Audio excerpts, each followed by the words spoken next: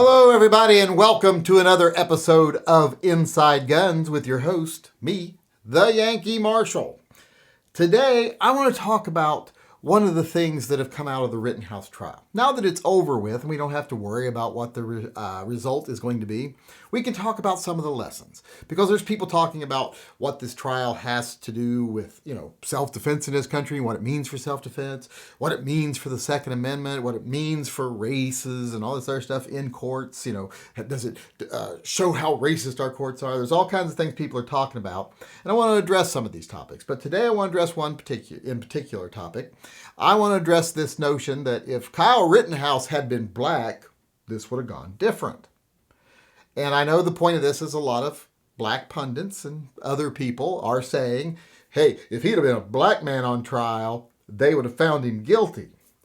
And I don't want to disagree with them completely because I do believe there are a lot of problems with our court systems, but I don't know if it's based so much on race anymore. But I want to address that issue. But first off, before I address the issue of if he'd been black, he'd have been found guilty, I want to address how things would have been different if he was black. I do believe, and I know people are going to roast me for this, I think the very fact that he was white is why he got attacked that night. If he would have been there the nights of the riots and he'd have been a black man doing the same things he was doing, carrying an AR and a med kit, offering people aid, I don't think people would have hassled him. They hassled him, one, because he was white, two, because he was young. He was an easy target. And assholes like that Rosenbaum guy, etc., they love easy targets. Just like how he, when he chose to rape people, Rosenbaum, he didn't choose adults. When he chose who he was going to attack that night and try to harm, he didn't choose an adult. So I believe, like I say, if he'd have been a black man, it wouldn't have happened. They wouldn't have seen him as the enemy. Now, I'm not trying to say here that, racism against white people is just as bad as racism against black people. I'm not saying that at all. I'm not going to sit here and pretend that white people have faced any significant discrimination in this country historically, because we haven't, especially not compared to what black people have faced. So I'm not going to pretend that this is equal, but I am going to say that in this circumstance, he was targeted because of his race, what he was doing, and partially because of his age. Because Rosenbaum is the one that started it all off. So I am going to say, yeah, it probably would have been different if he was black, because he probably never would have had to shoot anyone that night, because no one would have attacked him. But with that being said, I want to address this whole notion that he would have been found guilty if he'd been black. That the only reason he was found not guilty is because he's white. Well, that's a total fallacy. The reason he was found not guilty is, for one, because he was not guilty and he got a fair trial. That's why he was found not guilty, because he didn't do anything wrong, or at least not as far as hurting anyone, and he was afforded a fair trial because he could pay for a fair trial. There's where the real division comes forth in our court systems these days. It's who can pay for something and who can't. You can't say, it's only black people who get in trouble. No, it's white people too if they can't afford a good lawyer. It's all about, if you're rich, there's no consequences these days. And if you don't believe me, if you think, it's only white rich people, OJ, for God's sakes, money helps. Our country, I think, has moved beyond racism to where classism is more of a thing nowadays.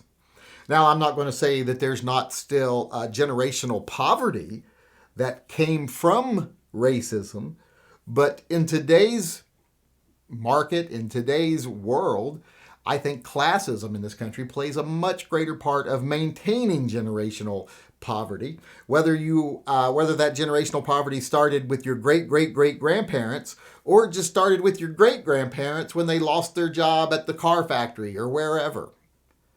You're still not very likely to get a fair shake in this country if you don't have money. I believe if this had been a black man that was in the same situation, if he could have afforded the same lawyers, he would have gotten off too. So I really don't think race plays a big part here. And most of the people I've heard, the legal pundits, blah, blah, blah, they're all like, yeah, race didn't really play a part here. He was a white man, shot other white people. So I don't understand why people are trying to make it about race. But those that are, the ones that are saying that he should have been found guilty because if he was a black boy, he would have been found guilty, but instead he was a white boy, so he didn't get found guilty. Those people, instead of saying he should have been found guilty, what you should be saying is these other people, when you can cite similar circumstances, should have been found not guilty. You don't compound a wrong by committing another wrong just because you think it evens out the field a little bit. Just because of all the black guys that have gotten a short stick, this guy should get a short stick too and be punished even though he didn't do anything. That's not how you do this. What you say is all these other people that haven't got the same good treatment, usually because they can't afford a good lawyer, should have been given the same treatment Kyle Rittenhouse was given, the same fair trial. But often when you don't have money, you just get a plea bargain thrown at you.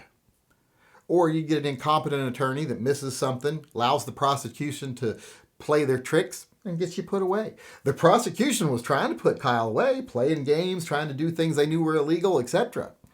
But he had good attorneys. Often, if you don't have money, you don't have a good attorney. You get railroaded. Either for expediency, they give you a plea bargain and you still go to jail just for a much shorter time. Or they just give you a shitty lawyer, public defender, who's got 50 other of you to take care of that same week. And they're just like, put up a crap defense and off you go to prison. So I don't know why people want to insist on making it about race, because the only thing I could see that would have been different as far as race is concerned is the night of the actual events when the riots were going on and it wasn't a BLM rally. Kyle himself says he supports BLM. What was going on that night was a riot. Remember that. Even the people that had organized a lot of the events beforehand had said, yeah, things are getting out of hand. We're leaving. We're not going to be here that night.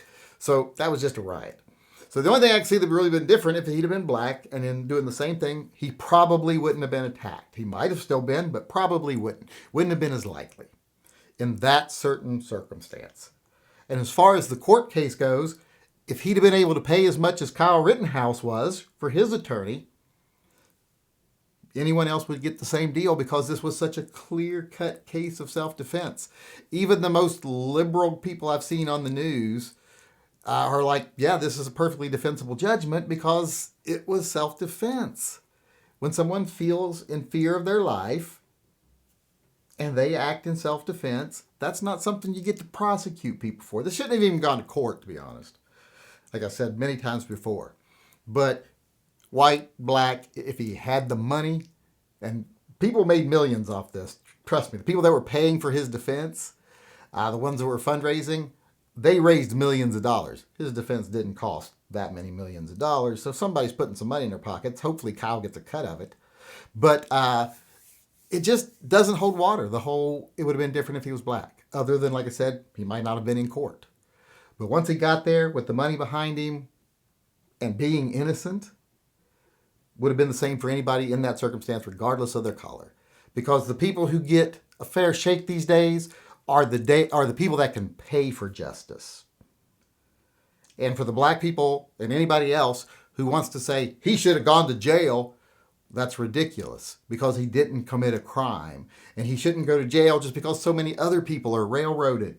Let's fight for the people who got railroaded, not just try to add one more to it because it makes us feel a little better about ourselves.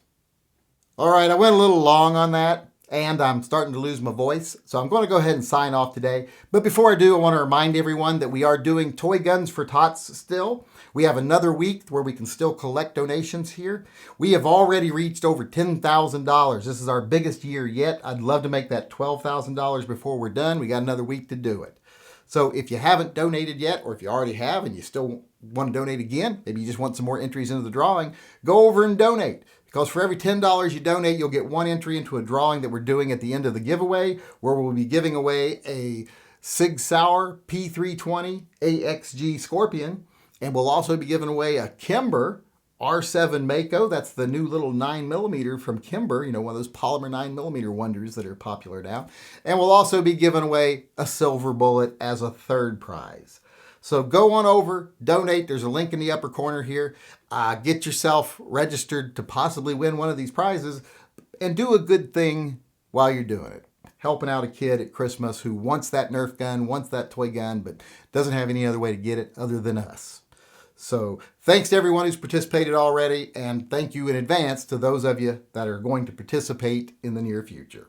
And with that being said, I just want to sign off and say thank you everyone for showing up today. I hope you show up again tomorrow. Until then, I just want to remind everyone to always carry and stay safe until I see you again.